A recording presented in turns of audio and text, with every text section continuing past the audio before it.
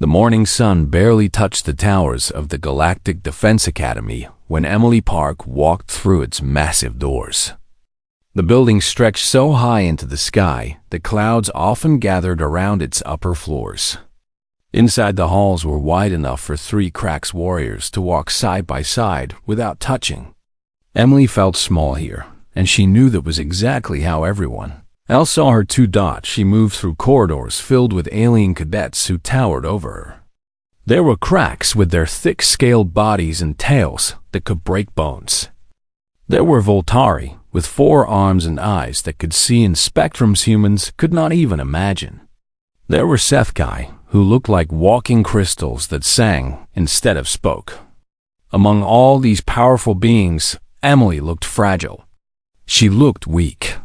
She looked human. The other cadets stared as she passed. Some pointed. Others made sounds that might have been laughter in their languages. Emily kept her eyes forward and her face blank. She had heard it all before during basic training. Humans were too soft. Humans were too slow. Humans broke too easily. They belonged in ships pushing buttons or in offices making reports. They did not belong on battlefields. Emily had spent her whole military career proving people wrong. Today would be no different. The combat training hall was enormous. The ceiling rose 30 meters high. The walls were made of reinforced composite material designed to withstand impacts that would shatter concrete.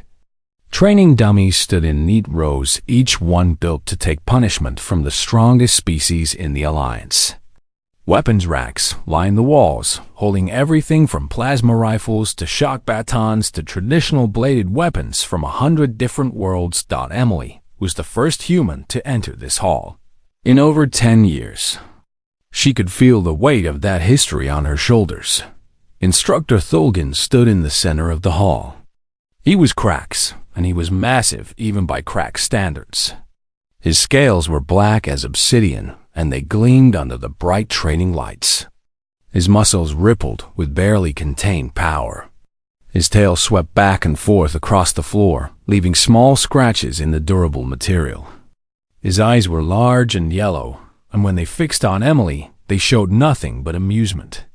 The other cadets filed in behind Emily. They formed a loose circle around the training area. Emily counted at least 40 beings representing a dozen species.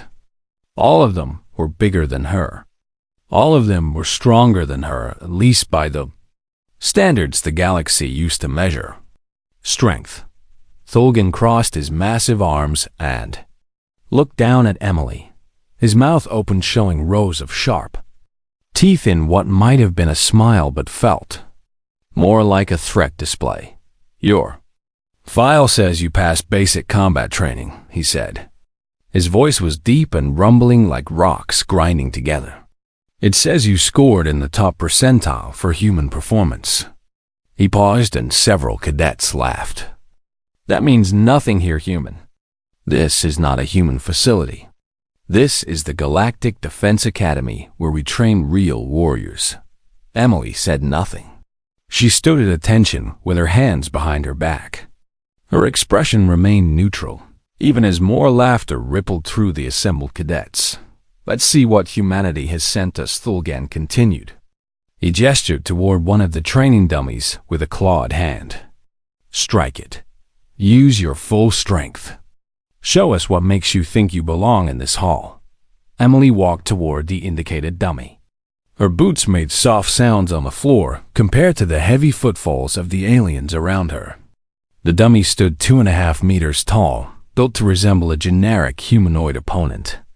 Its surface was reinforced polymer designed to absorb and measure impacts. Sensors throughout its body would record the force of any strike. She stopped in front of the dummy and took a moment to roll her shoulders. Behind her, she could hear whispers in a dozen languages. She could feel their eyes on her back, waiting for her to fail. Emily drew back her right fist and punched the dummy in its center mass. The impact made a dull thud. The dummy swayed slightly on its base. The sensors blinked, recording the data. The reading appeared on a holographic display that everyone could see. The number was pathetic by galactic standards. A Krax hatchling fresh from the egg could hit harder. A Voltari child learning to walk could generate more force.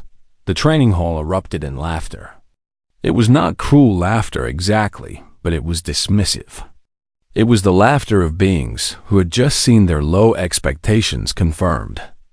The human was weak, just like everyone said. Why was she even here? Thulgan's laugh boomed above all the others. Pitiful, he declared. Absolutely pitiful. Did you even try human?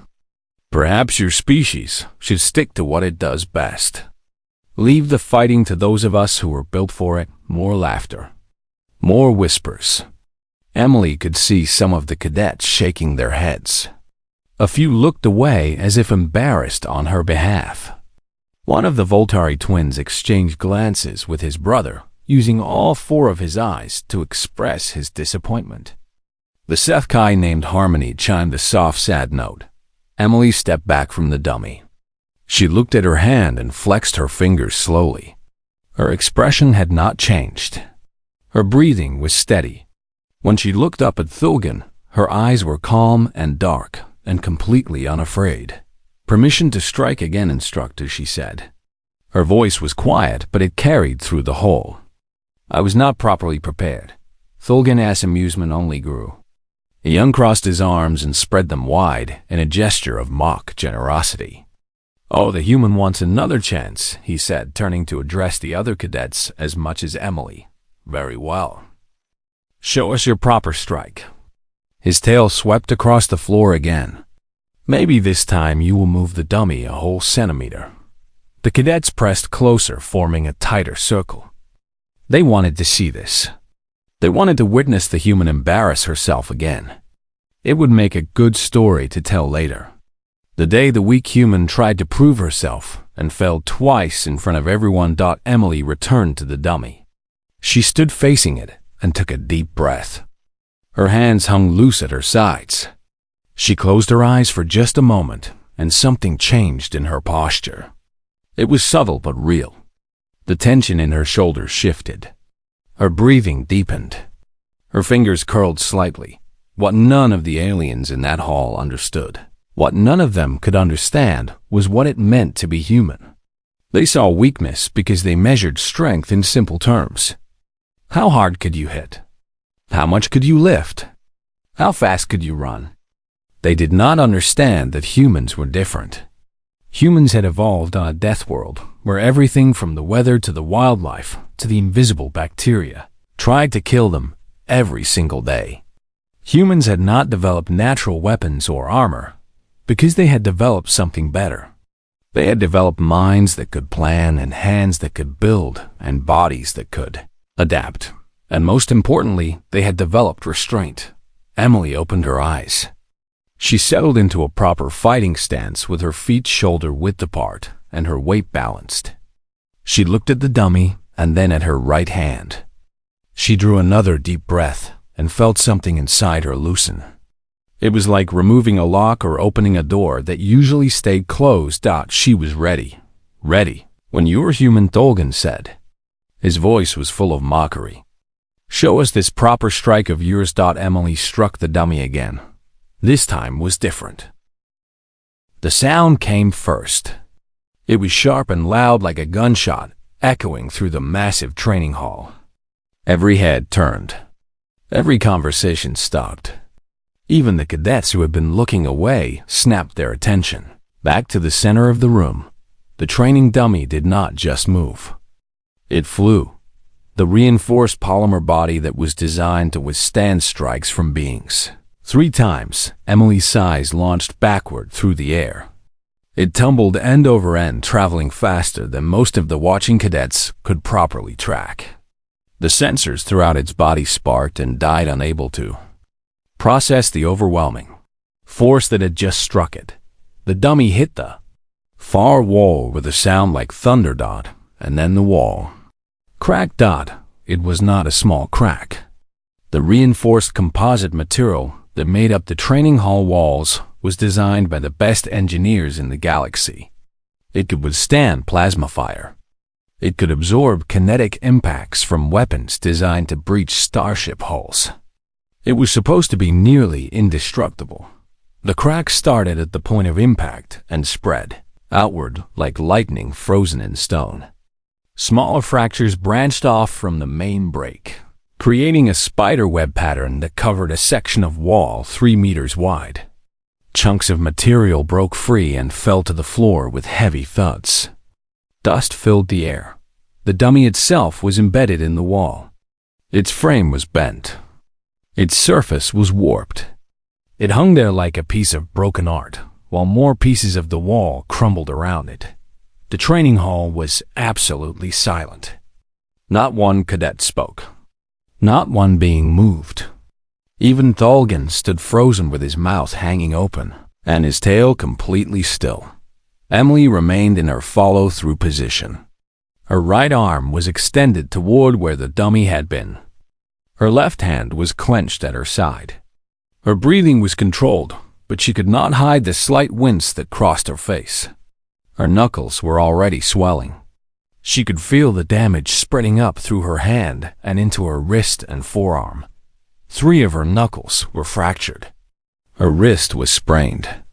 The muscles in her forearm had torn slightly from the force they had generated. Small blood vessels had burst under her skin and bruises were already forming. By tomorrow her entire arm would be purple and yellow, and she would need significant medical attention. But she had made her point. Emily slowly lowered her arm and turned to face Thalgan. The massive cracks instructor still had not moved. His yellow eyes were fixed on the destroyed wall. His scales had gone slightly pale, which Emily had learned was a sign of shock in his species. That she said quietly was a proper strike instructor. The silence broke. It did not shatter like the wall, but it dissolved into dozens of whispered conversations in as many languages. Cadets turned to each other seeking confirmation that they had really seen what they thought they saw. Some moved closer to the wall to examine the damage. Others stared at Emily with new expressions on their alien faces. Thalgan found his voice. How he demanded. His deep rumble had lost some of its confidence. Your first strike barely registered. What did you just do? Emily cradled her injured hand against her chest. The pain was getting worse as her adrenaline faded, but she kept her voice steady. The first strike was what humans call normal, she explained. It is what we use in everyday life. In training. In social situations. We hold back, instructor. We always hold back. She gestured toward the ruined wall with her good hand. Humans evolved as persistence hunters on a death world. We did not need claws or armor because we developed tools and intelligence instead. But we also developed something else. We developed the ability to push past our body's safety limits when we needed to. That second strike, Emily continued, was closer to what a human can actually do when we stop protecting ourselves from our own strength. When we release what we call our limit, Aristot, one of the Voltari twins, Rix, stepped forward. His 4 eyes were wide with confusion. But why would evolution create a species that must restrain its own power? That seems like a terrible disadvantage. Emily shook her head. It is not a disadvantage. It is survival.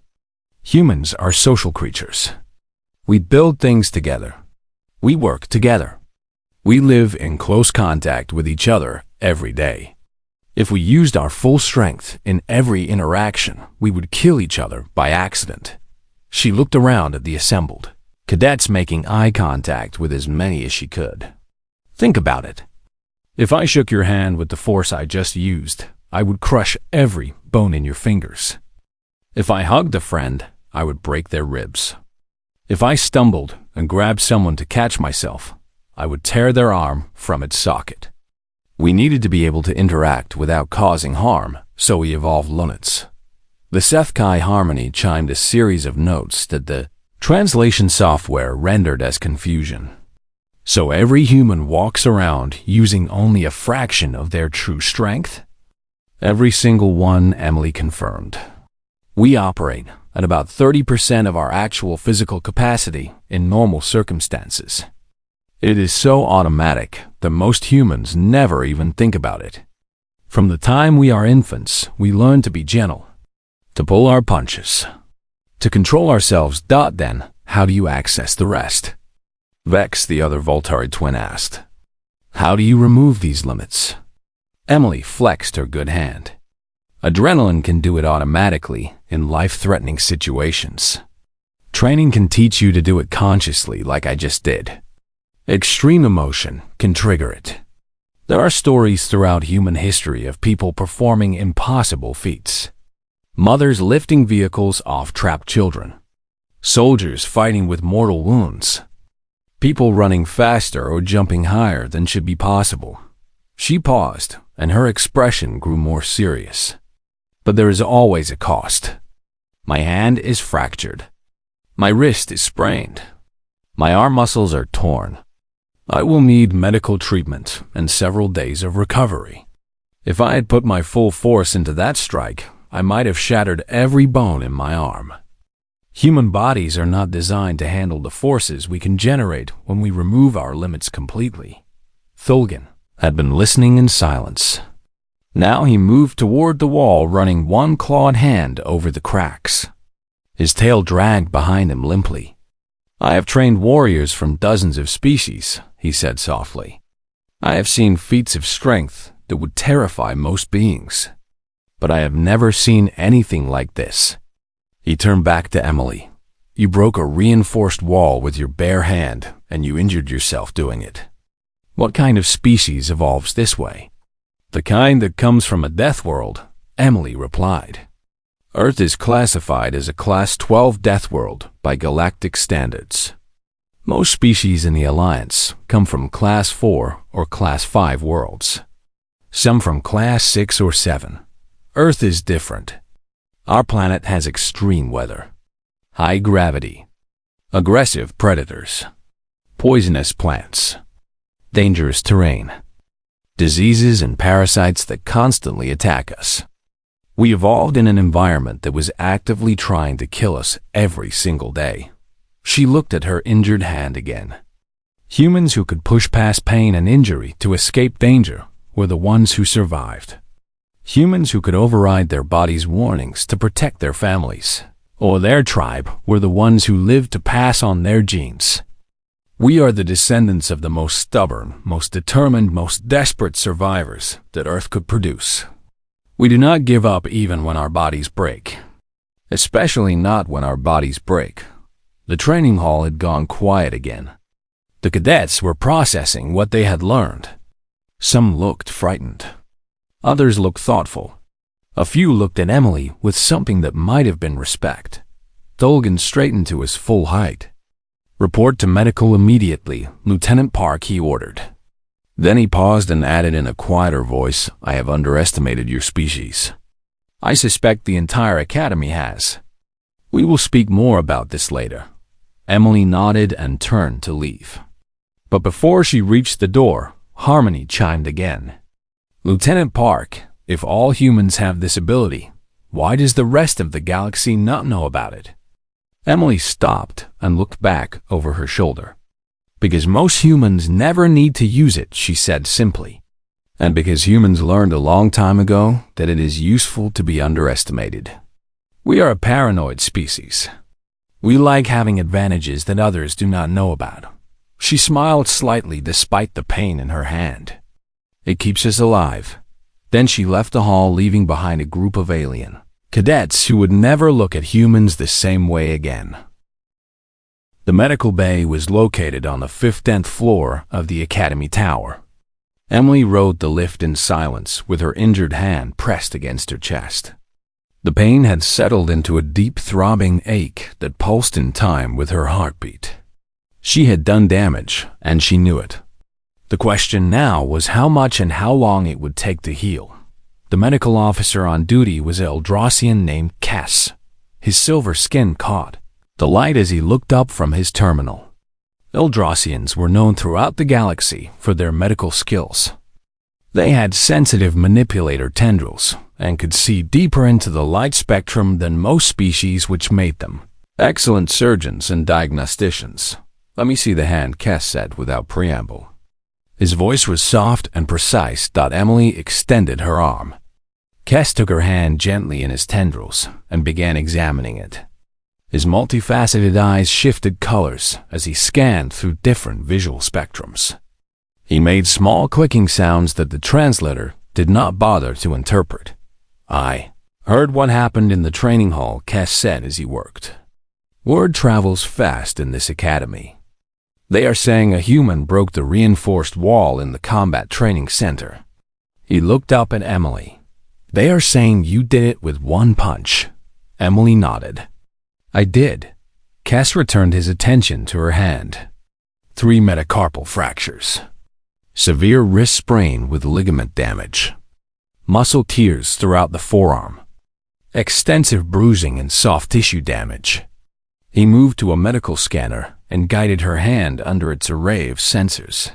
"For someone who just demonstrated impossible strength, you certainly paid a price for it." "That is how it works," Emily said. "Human bodies have limits. When we push past those limits, there are consequences." The scanner hummed and projected a 3-dimensional image of Emily's hand and arm. The bones showed bright white. The fractures appeared as dark lines. The torn muscles were highlighted in red. Kes studied the image from multiple angles, making more clicking sounds. "I can heal this," he said finally. "Galactic medical technology is quite advanced. The bone regenerator will fuse the fractures. The tissue repair unit will handle the muscle damage and ligament tears. You will have full functionality restored within 2 standard days." Emily felt relief wash over her. 2 days was nothing. She had been prepared for much worse. "Thank you, doctor." Kes began setting up the treatment equipment. As he worked, he spoke without looking at her. "I have been a medical officer at this academy for 15 standard years. I have treated injuries from combat training countless times. Broken bones, torn muscles, damaged organs. But I have never treated someone who injured themselves with their own attack. Not like this." He activated the bone regenerator and positioned Emily's hand under its field. The device began to hum with a sound that Emily could feel more than hear. "It is a fascinating evolutionary adaptation," Kes continued. "To have such power available but locked away behind mental barriers. Tell me, is it difficult to access? Does it require significant training?" Emily considered the question. "It depends on the situation. In moments of extreme danger, when adrenaline floods the system, it happens automatically. Mothers who lift cars off their children are not making a conscious choice. Their brains simply remove the limits because the alternative is watching their child die. But to do it consciously, like I did today, that requires training and discipline." "How much training?" "Human military training includes modules on controlled limiter release," Emily explained. "We learn to do it safely, or as safely as possible. We learn which situations justify the risk and which do not. We learn to accept the pain and the damage as acceptable costs. It takes months of conditioning and practice." Kes switched to the tissue repair unit and adjusted Emily's arm position. "And all human soldiers learn this?" "All combat-trained soldiers, yes. Support personnel usually do not need it. Engineers and technicians and communications specialists operate at normal human levels their entire careers and never think twice about it." The tissue repair unit bathed Emily's arm in a pale blue light. She could feel a strange tingling sensation as the device stimulated cellular regeneration. The pain began to fade, replaced by a warm numbness. "The galaxy has underestimated your species," Kes said. He made a gesture with his tendrils that Emily had learned meant acknowledgement or agreement in Eldrassian culture. "We thought we understood humanity. We cataloged your strengths and weaknesses. We assigned you roles that we believed suited your capabilities. But we were looking at shadows and thinking we saw the whole picture." Emily smiled slightly. Humans are good at hiding in plain sight. We learned early that being underestimated can be an advantage. Let others think you are weak, and they will not see you as a threat until it is too late. Cass finished with the tissue, repair unit, and began applying a specialized wrap to Emily's wrist. The wrap was embedded with microsensors that would monitor her healing progress. Is that why humans have not sought frontline combat roles? Because you prefer to be underestimated.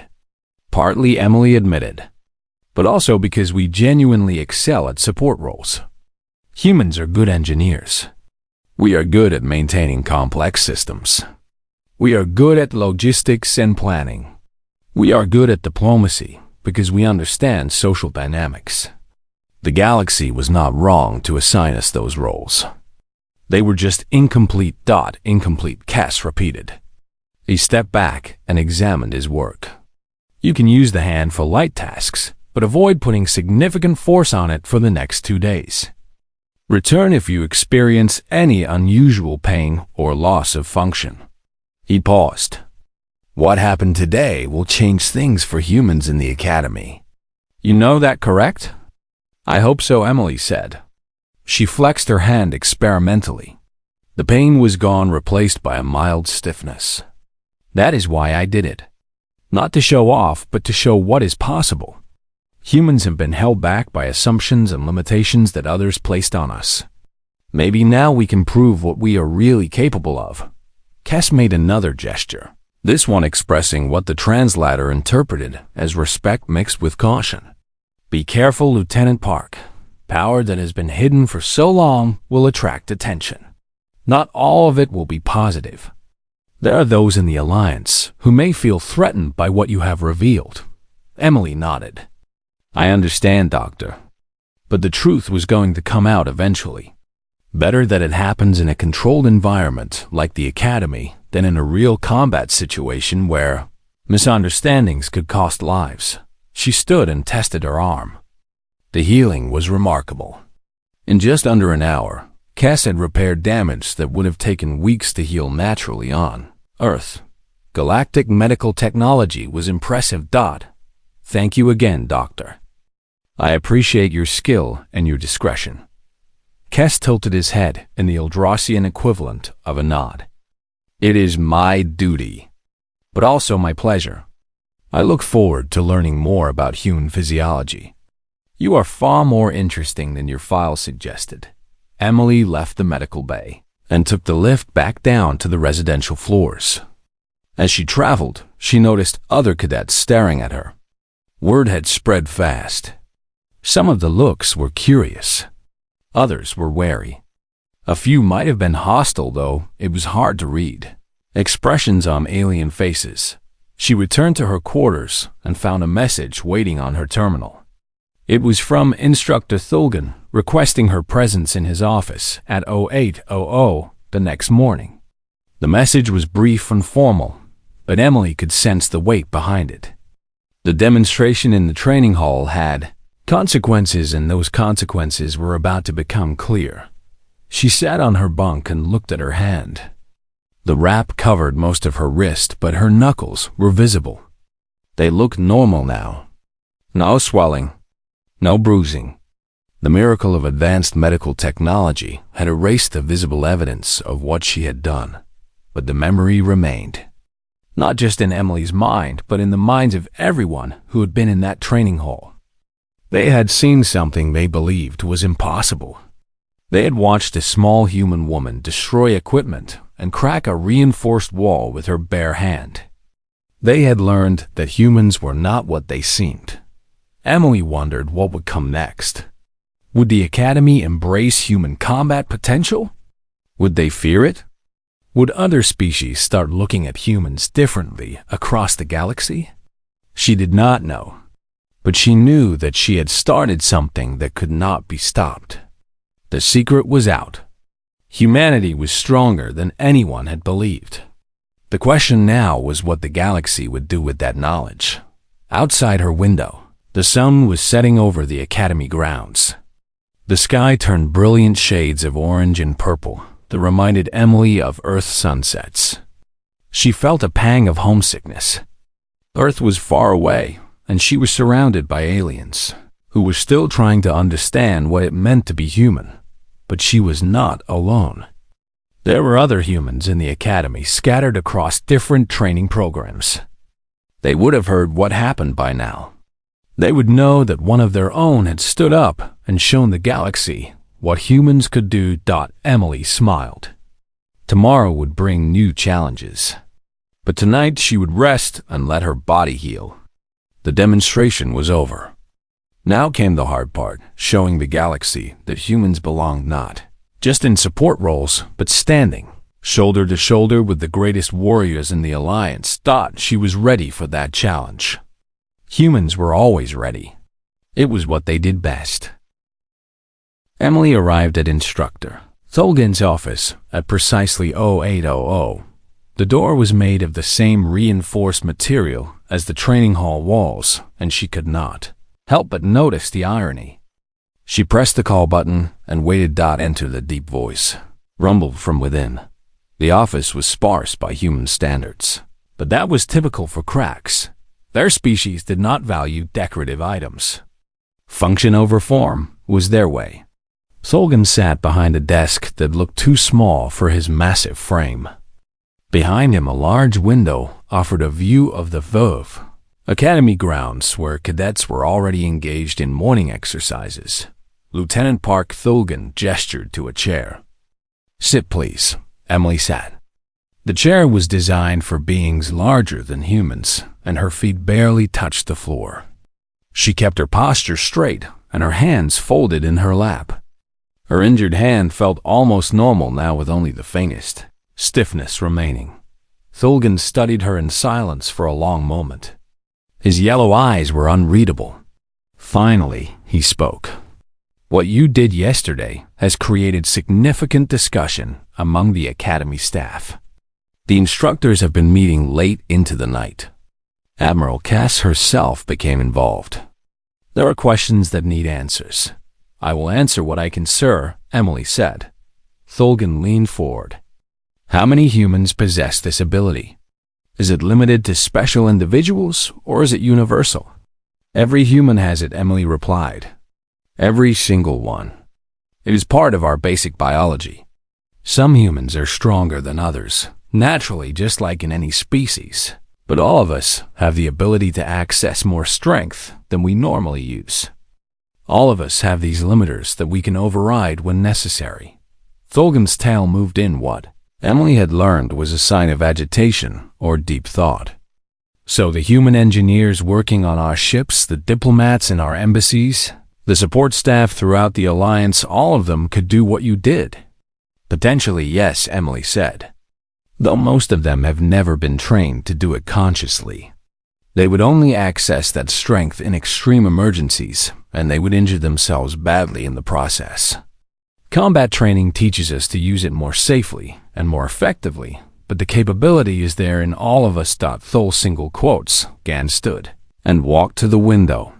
His massive form blocked most of the light. "I have been a combat instructor for 23 standard years," he said. "I have trained warriors from 47 different species. I thought I understood the strengths and limitations of each species." He turned back to face Emily. "I was wrong about humans." "We all were. It was an honest mistake, sir," Emily said. "Humans operating at normal levels appear weak by galactic standards. We do not have natural weapons or armor. We are smaller than most warrior species. The assumptions made about us were logical, based on the available evidence, but incomplete," Thulgin said. "Dangerously incomplete." He returned to his desk and activated a holographic display. Images appeared showing various human soldiers in different situations. These files contain reports from human military operations over the past 50 standard years. I have been reviewing them since yesterday. Do you know what I found?" Emily shook her head. "Patterns," Thulgin said. "Incidents that were dismissed as anomalies or explained away with vague terms like adrenaline surge or desperate circumstances. A human medic who carried 3 wounded soldiers to safety across 2 kilometers of rough terrain. a human engineer who held shut a damaged airlock door for 6 minutes while others evacuated, a human pilot who maintained control of a damaged ship through injuries that should have rendered her unconscious. He cycled through more images. The reports always treated these as exceptional individuals, heroes who somehow exceeded normal human limitations. But they were not exceptional, were they? They were simply humans who accessed their full capabilities. They were doing what humans do, Emily confirmed, pushing past pain and injury to accomplish what needs to be accomplished. Every one of those individuals paid a cost for what they did. Torn muscles, broken bones, exhaustion, but they accepted those costs because the alternative was worse. Thulgan deactivated the display. This changes everything, Lieutenant Park. If all humans have this capability, then we have been wasting your species' potential. Humans have been assigned support roles because we believed you lacked the physical capacity for frontline combat. But that assessment was based on incomplete data. Emily chose her words carefully. Support roles are still valuable, sir. Humans excel at engineering and logistics and diplomacy. We should not abandon those roles. But yes, there are humans who want to serve in combat positions and who have the capability to do so effectively. We have been denied those opportunities because of assumptions. Thulgan sat again. His tail coiled around the base of his chair. Admiral Kess has ordered a full review of human training protocols. She wants to establish new programs that account for your species' unique capabilities. She also wants to understand the risks and limitations. He fixed Emily with a direct stare. Tell me honestly, what are the dangers? Emily took a breath. The most obvious danger is self-injury. What I did yesterday fractured bones and tore muscles. If I had used even more force, I could have shattered my entire arm. Humans who access their full strength without proper training can cripple themselves. There are documented cases of people tearing muscles completely off bones or fracturing their own spines from extreme exertion. She continued. There is also the danger of not knowing when to stop. When humans override their limiters, they also override their pain responses to some degree. A human in that state might continue fighting with injuries that should force them to stop. They can die from wounds they do not even realize they have sustained. What else? Thulgan prompted. Psychological effects, Emily said. Accessing that level of strength produces intense physiological responses. Massive adrenaline dumps. Altered perception. Time dilation effects. Some humans experience what we call combat shock afterward. Shaking, nausea, emotional volatility. It passes, but it can be severe, especially in individuals who are not trained to handle it. Thulgan made notes on a datapad. These are serious concerns, but they are manageable with proper training and medical support. Yes, sir, Emily agreed. Humans have been managing these issues for thousands of years. We understand our own biology. We know the risks and how to mitigate them. What we need is for the rest of the Alliance to understand that we are capable of more than we have been allowed to demonstrate. The instructor was quiet for a moment. Then he asked a question that surprised Emily. Are you angry, Lieutenant Park? Angry that your species has been held back? Angry that you have had to fight for recognition? Emily considered the question. She could have lied or given a diplomatic answer. But Thulgan deserved honesty. Yes, sir, she said. Sometimes I am angry. It is frustrating to be dismissed as weak when I know what humans are capable of. It is frustrating to watch less qualified aliens receive combat positions while humans are pushed into support roles. It is frustrating to have to prove myself over and over again. She paused. But I also understand why it happened. The galaxy made decisions based on the information available. Humans did not help by keeping quiet about our capabilities.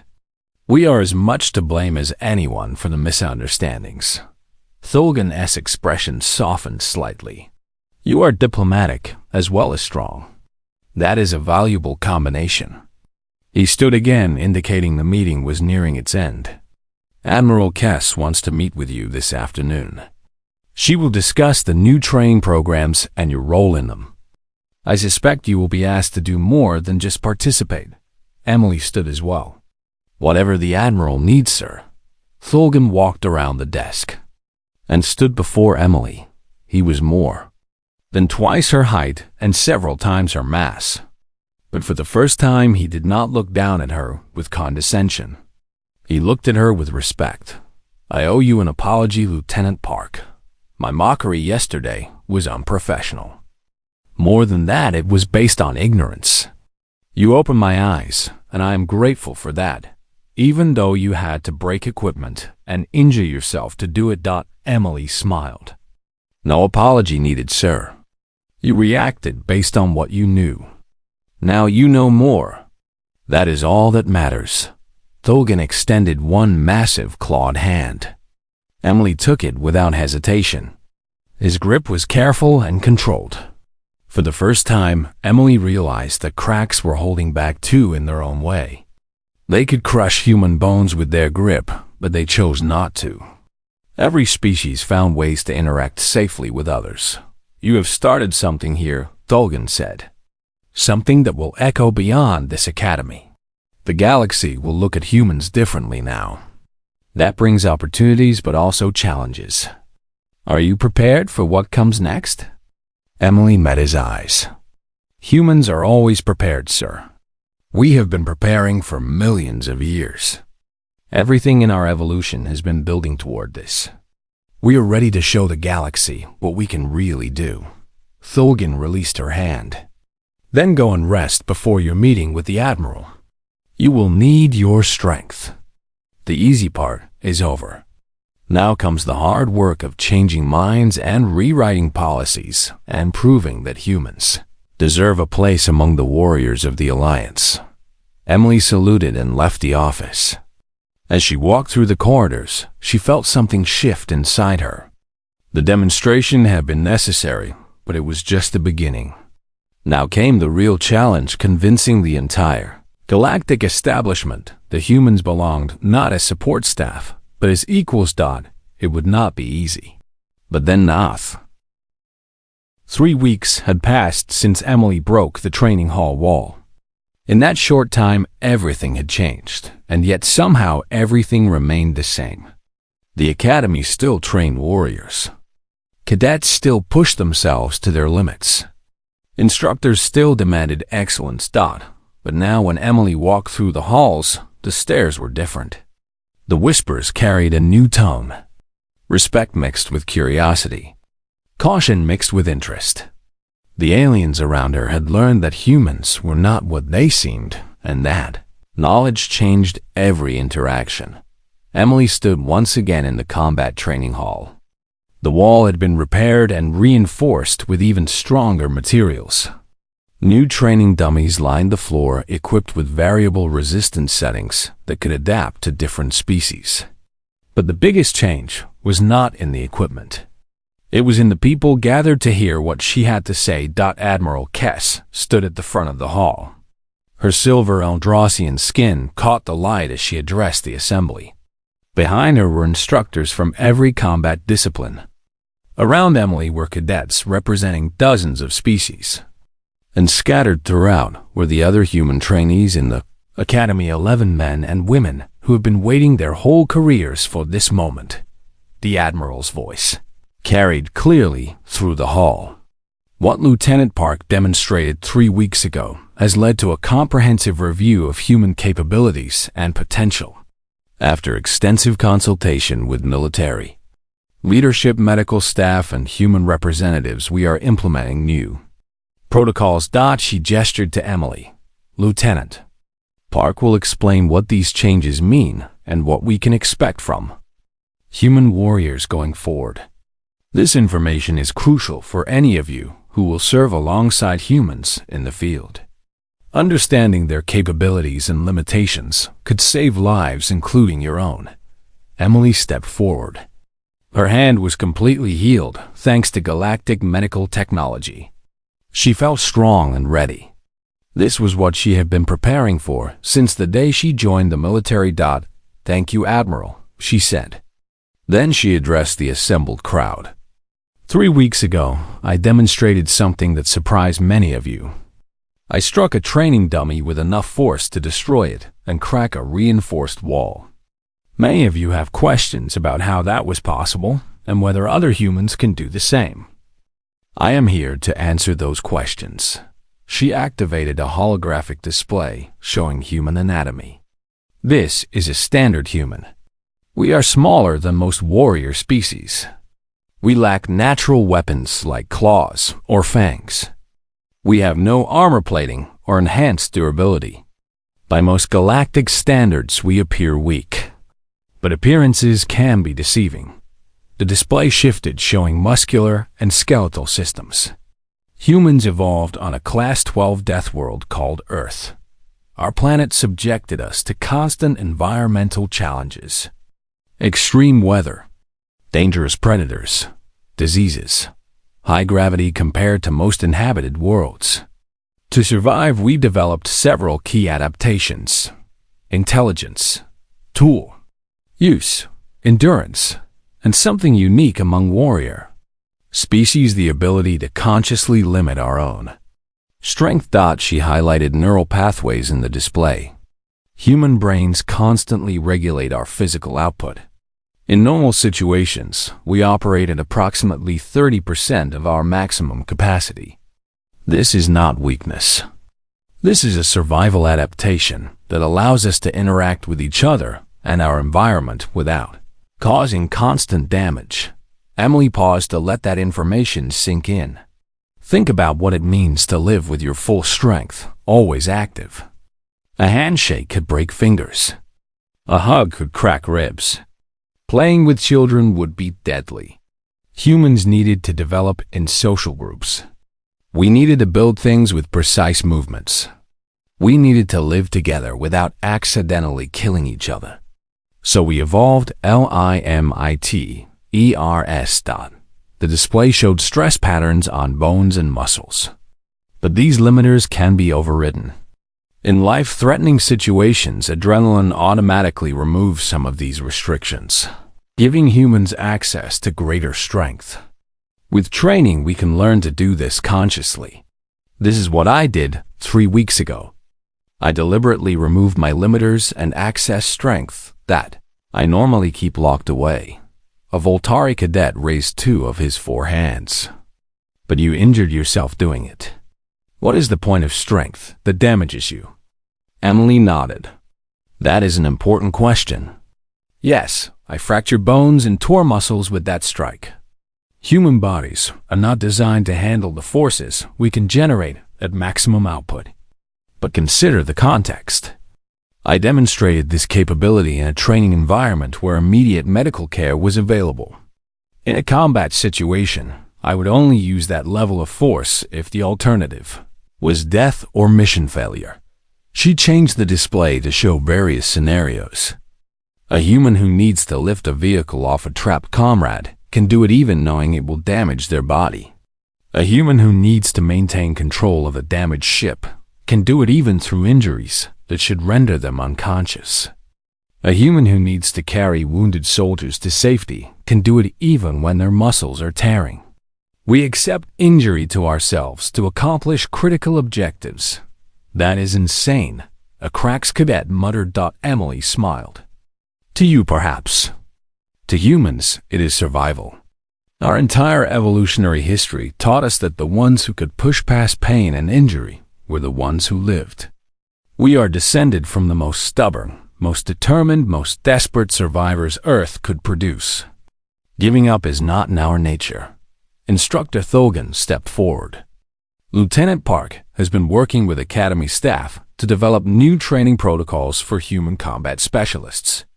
These protocols account for human capabilities and limitations. They teach proper limiter control.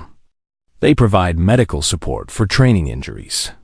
Most importantly, they integrate humans into combat teams where their unique abilities can be most effective. He activated another display showing organizational charts. Humans will no longer be restricted to support roles. Those who qualify for combat training will be offered positions in frontline units.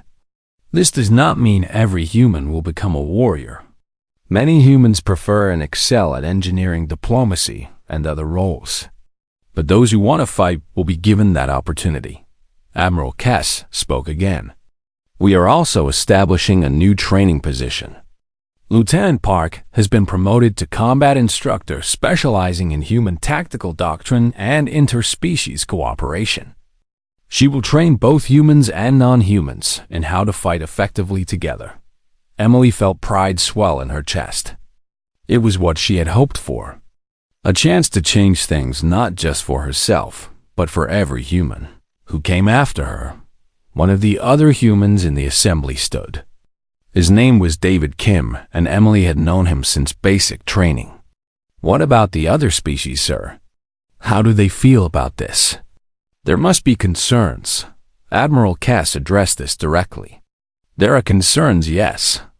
Some species worry that humans have hidden other capabilities. Some fear that human warriors will be unstable or dangerous. Some simply resist change. She looked around the hall. But the alliance was founded on cooperation between species with different strengths. Humans bring something valuable to that cooperation: adaptability, determination, and the ability to precisely calibrate force to any situation. Emily stepped forward again. Let me be clear about something. What I demonstrated was not meant to threaten anyone. It was meant to show that humans have been underestimated. We are not weak. We are not fragile. We are not limited to support roles. But we are also not dangerous to our allies. Humans have worked alongside galactic species for decades without incident. That will not change. She looked at each instructor and cadet in turn. What will change is that humans will be given opportunities to prove ourselves in all roles, including combat. We will train alongside you. We will fight alongside you. And we will show you that humanity deserves its place among the warriors of the Alliance. Harmony. The Sefkai chimed a question. How should we fight alongside humans? What do we need to know? Emily smiled. That is what the new training will cover. But I can give you the basics. First, understand that humans in normal situations are using limited strength. Do not assume we are at our maximum. Second, know that humans can push past injuries that would disable other species. A wounded human may still be combat capable. Third, trust that humans know their own limits. If we say we can do something, we can do it even if it seems impossible. She paused. And finally, remember that humans are stubborn. We do not give up. We do not quit. We do not surrender. If you are fighting alongside a human, you can trust that they will keep going until the objective is achieved, or they are physically incapable of continuing. That makes us reliable allies. The assembly was silent for a moment. Then, one of the Cracks cadets began a slow, rhythmic tapping of his tail against the floor. Others joined. It was the Cracks' equivalent of applause. The Voltari clicked their mandibles. The Sefkai chimed harmonic notes. Even species Emily did not recognize made sounds of approval. Admiral Cass raised a hand for silence. This is the beginning of a new chapter for the Alliance. Humans will be integrated into combat roles over the next standard year. There will be challenges. There will be adjustments. But I believe we will be stronger for it. She looked at Emily.